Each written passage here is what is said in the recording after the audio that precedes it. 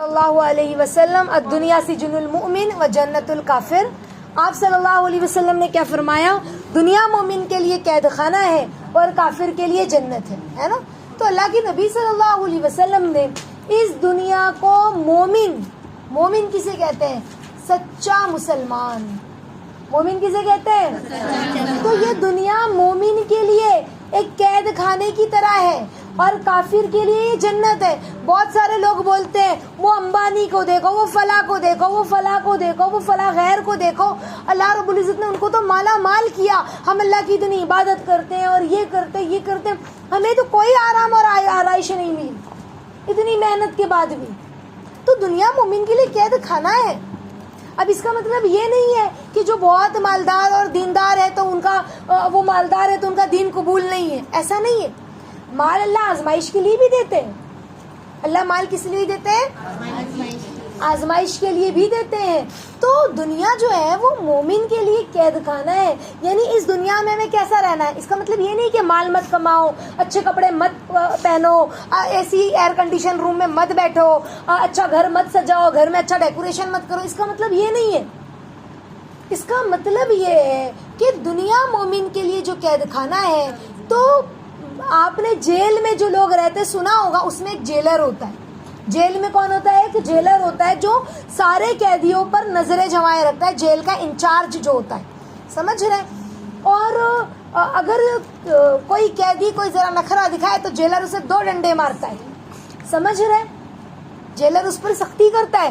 قیدی کہے کہ مجھے نہیں کھانی ہے دال چاول پتلی پتلی، تو جیلر اسے 2 ڈنڈے مارے گا. چوری کرنے سے پہلے نہیں سوچا تھا جو یہاں ملے گا وہی کھانا پڑے گا. سمجھ رہے؟ فلاں گناہ کرنے سے پہلے تجھے یاد نہ آیا، تجھے تو یہی کرنا پڑے گا، تجھے پتھر بھی توڑنے پڑیں گے، تجھے جو کام دیا جائے گا وہ یہاں بیٹھ کر تجھے نمٹانا پڑے گا. وہ کہے نہیں میں ایسے کمرے میں نہیں سو سکتا ہوں، یہاں ہوا نہیں کچھ نہیں ہے، تو پھر اسے 2 ڈنڈے مارے جائیں گے اور کیا کہا جائے گا؟ ایسے ہی رہنا پڑے گا. تو قیدی جو قید میں ہوتا ہے وہ کس کی سنتا ہے؟ اپنی من کی کر سکتا ہے؟ نہیں کر سکتا، وہ قیدی ہے. اسی طرح سے ہم یہاں پر قیدی ہیں. اللہ نے جو ہمیں کہا ہے، جو آرڈر ہمیں دیا، ہم کو وہ آرڈر فالو کرنا ہوگا. اگر ہم نے اس کو فالو نہ کیا تو پھر ہمیں ڈنڈے پڑیں گے. ہمیں کیا پڑیں گے؟ وہ ڈنڈے کہاں پڑیں گے؟ آخرت میں. دنیا میں بھی کسی چیز کی سزا مل جائے گی، لیکن آخرت میں وہ ڈنڈے مضبوط ہو جائیں گے. سمجھ رہے؟ تو یہ دنیا اللہ نے کہا تم ایسے رہو جیسے کہ قیدی ہو. اس دنیا میں کیسے رہو؟ جیسے کہ تم ایک قیدی ہو. اور کافر کے لیے جنت ہے. وہ جو بھی عمل کرتا ہے اچھا، جو بھی نیک عمل کرتا ہے، کسی کو پانی پلا دیا، کسی کی مدد کر دی، کسی بے سہارے کو سہارا دے دیا، یتیموں کی بیواؤں کی مدد کر دی، لیکن کلمہ گو نہیں ہے، مسلمان نہیں ہے، کلمہ پڑھنے والا نہیں ہے، اس کا اخلاق اچھا، اس کا کردار اچھا، اس کا گفتار اچھا، اللہ نے اسے دنیا میں فراوانی عطا فرما دی، اسے عزتیں عطا فرمائیں گے، اسے مال کی فراوانی عطا کریں گے. سمجھ؟ یعنی جو بھی اس نے اچھا کیا اسے سب دنیا میں مل جائے گا. جو بھی اچھا کیا سب اسے دنیا میں ملے گا. لیکن ایک مومن کے لیے دنیا قید خانہ ہے، آزمائش ہے. سمجھ رہے؟ یہ دنیا قید خانہ ہے، یہ دنیا آزمائش ہے. یہاں پر ہمیں ایسا ہی رہنا ہے جیسا کہ اللہ نے حکم دیا. اسی لیے تو کہا نا، دنیا میں جس نے رب چاہی کی تو قیامت میں اللہ کہیں گے تجھے جو چاہتا ہے من چاہی ملے گی. اور جس نے دنیا میں من چاہی کی، میرا من کیا تو میں نے کیا اچھا کام، نیک کام، میرا دل نہیں کیا تو میں نے نہیں کیا، میرا دل چاہا تو میں نے نماز پڑھ لی، میرا دل چاہا تو نہیں پڑھی، میرا دل چاہا تو میں نے فلاں کی مدد کی، میرا دل چاہا تو میں نے نہیں کی، میرا دل چاہا تو میں نے مسواک کی، میرا دل چاہا تو میں نے مسواک نہیں کی. تو یہاں دل کی چلے گی تو قیامت میں اللہ کی چلے گی. جس نے یہاں اپنی دل کی چلایا، قیامت میں پھر اللہ اپنی چلائیں گے. کیونکہ دنیا میں تو اللہ کی چلانا تھا. دنیا میں کس کی چلانا تھا؟ اللہ کی چلانا تھا. اور تم نے دنیا میں اپنے من کی چلائی، من چاہی کی، تو اب تمہیں رب چاہی نہیں، آخرت میں رب چاہی سہنا پڑے گا. اور جس نے دنیا میں رب چاہی کی کہ دل چاہے نہ چاہے کرنا ہے. سمجھ رہے؟ دل چاہے نہ چاہے معاف کرنا پڑے گا، دل چاہے نہ چاہے شوہر کو نبھانا پڑے گا، دل چاہے نہ چاہے ماں باپ نے کتنا بھی سخت جملہ ہمیں کہہ دیا ہے لیکن ہونٹ کو سینا پڑے گا.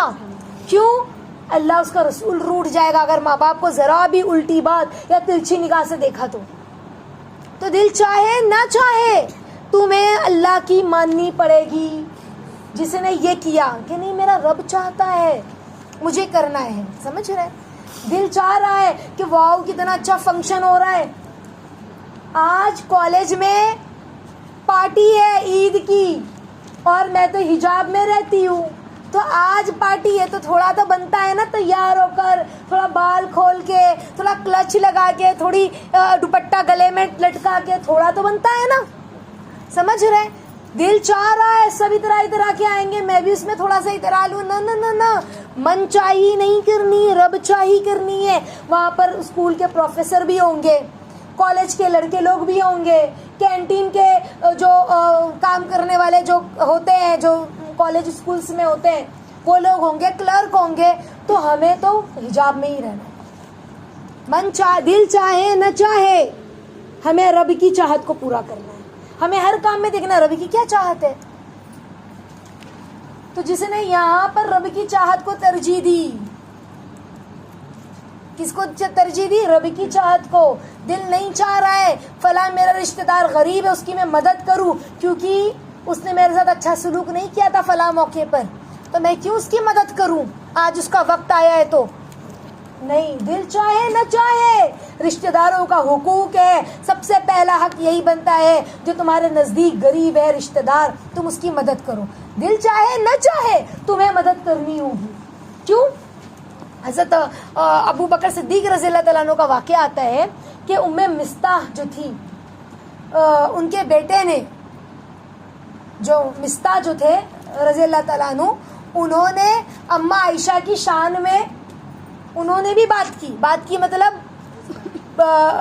کیا کہنا چاہیے، لوگ جو پروپیگنڈا کر رہے تھے تو اس کو سننا، اس کو کہنا، وہ بھی اس میں تھے شامل. بہت بڑا واقعہ، مختصر میں آپ کو ایک مثال سمجھانے کے لیے بتا رہی ہوں. اور وہ لوگ غریب خاندان کے تھے اور ابو بکر صدیق رضی اللہ تعالیٰ عنہ جو ہے ان کی ہر روز ہر مہینے یعنی مدد کیا کرتے تھے. لیکن جب ان کی بیٹی پہ اتنا بڑا الزام لگا اور جب بات سب کھلی کہ ایسی بات تھی اور حضرت اماں عائشہ پاک اور ام مستح بھی اس میں شامل تھے، تو انہوں نے قسم کھا لی کہ اب میں ان کی مدد نہیں کروں گا. فوراً آیت نازل ہو گئی، فوراً اللہ کی طرف سے ہدایت آئی کہ تمہارا معاملہ کیسا بھی ہو تم ایسے قسم نہیں کھا سکتے ہو کہ تم فلاں کی مدد نہیں کرو گے.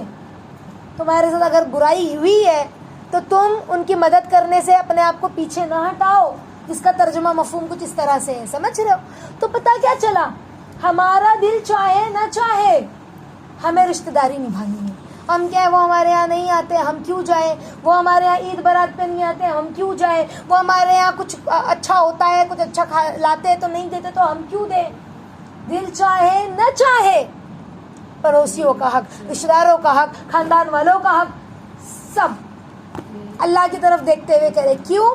کیونکہ یہاں پر رب چاہی کرنی ہے، من چاہی نہیں کرنی. اور قیامت میں پھر کیا ملے گی؟ من چاہی. کھاؤ پیو مزے کرو، جہاں سے جی چاہتا ہے کھاؤ پیو، سمجھ رہے؟ اور یہاں پر اگر من چاہی کی نہ نہیں، مجھ سے برداشت نہیں ہوتا ہے، میں تھوڑی نہ جھکنے والی ہوں، میں تھوڑی نہ تھک کے چاٹنے والی ہوں، یہ سب لوگوں کے جملے ہوتے ہیں، سمجھ رہے؟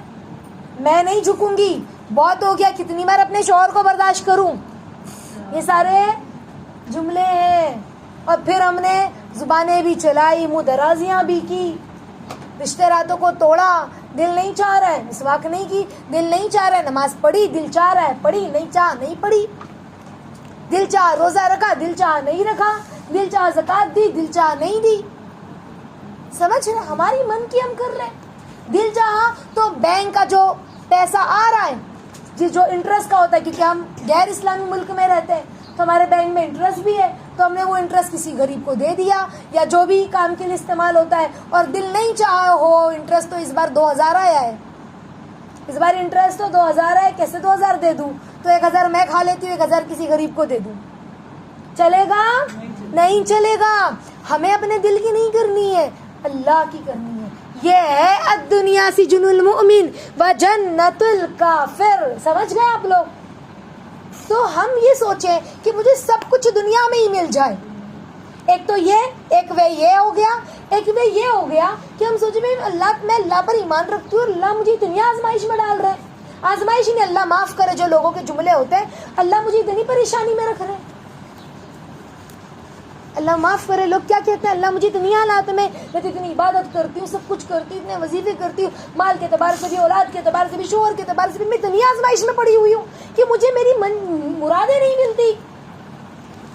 تو یہ سمجھ لے دنیا مومن کے لیے قید خانہ ہے. یہاں تو آزمائشیں ہیں، سمجھ رہے، یہاں تو آزمائشیں ہیں، یہاں تو قدم قدم پر بچ کر چلنا ہے، قدم قدم پر آزمائش ہے، قدم قدم پر اللہ آزمائیں گے.